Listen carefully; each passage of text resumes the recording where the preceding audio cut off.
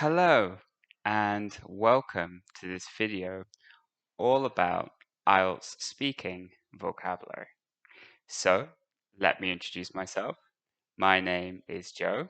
I'm a former British Council teacher trainer, IELTS examiner, and for many years I used to work very closely with the British Council's exam team, the people who directly make the exam. So all of this gives me a really good knowledge of the exam and how best to help students. So I made this video to help my students, but also for anyone who was generally interested in the exam and wanted a bit more information about how it works and what they're looking for.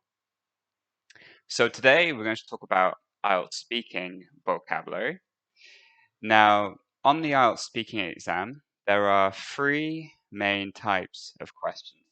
There are questions where you have to describe a place, questions where you have to describe a person, questions where you have to describe some kind of situation, and each of these you can learn some good vocabulary before the exam to help you.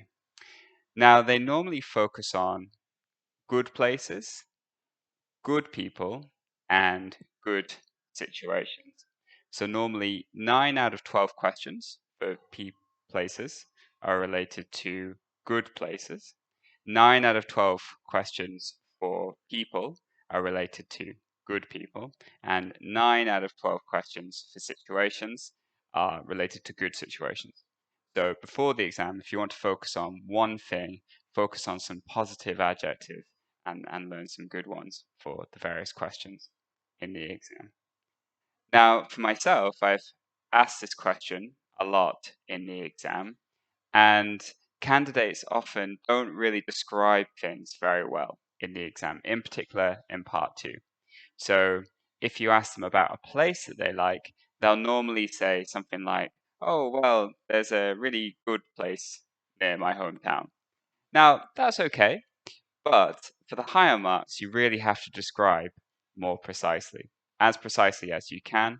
So in this video, we're going to talk about some good words to do that effectively in the exam, and I will see you in the next section. Hello.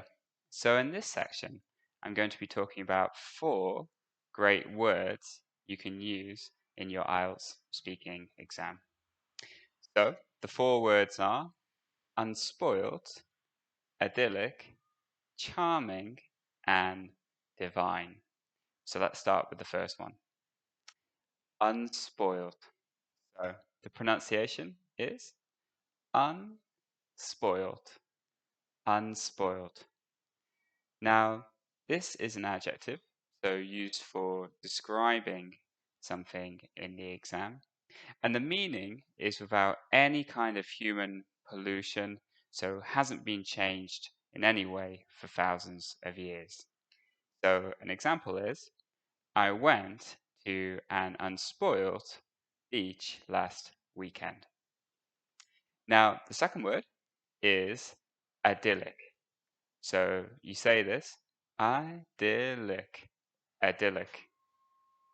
And the meaning is a place that not only looks beautiful, but also feels really relaxing to spend time in. So an example would be, we stayed in an idyllic cabin during our last holiday. Now, number 3 word is charming, and the pronunciation is charming, charming.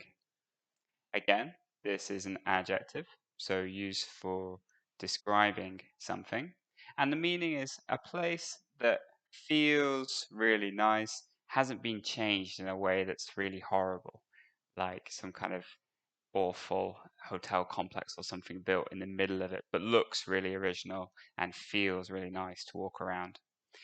So, an example of that would be, there are many charming villages in the English countryside. So, you can imagine these are like villages that you would see on a postcard, that kind of thing. So, the last one is divine. So, the pronunciation is divine, divine. Again, this is an adjective, and the meaning is somewhere absolutely amazing, like the best place you've ever seen in your life. Now, be a bit careful. Unless it is an absolutely amazing, wonderful, fantastic place, try not to use the word divine because it can sound a little bit strange. So, an example would be the ocean villa was divine. Everything about it was perfect. That's four good words for talking about places you like in the exam. In the next section, we're going to talk about four words for describing places you really don't like. Okay, so in this section, we're going to talk about four negative words for describing places you don't like on the IELTS speaking exam. So the first one is dilapidated. Dilapidated. I'll say that again. Dilapidated. Dilapidated. Now, this is an adjective used for describing things, and the meaning is somewhere that's not very well looked after and is generally in a state of disrepair. So it could be broken or not very clean or something like that. So an example is, I stayed in this really dilapidated hotel. Many of the windows were broken and none of the doors shut properly. Okay, so number two is barren. So you say this, barren, barren. And the meaning is a place that doesn't have very much life to it. So there's nothing living and breathing there. And again, it's an adjective used for describing something.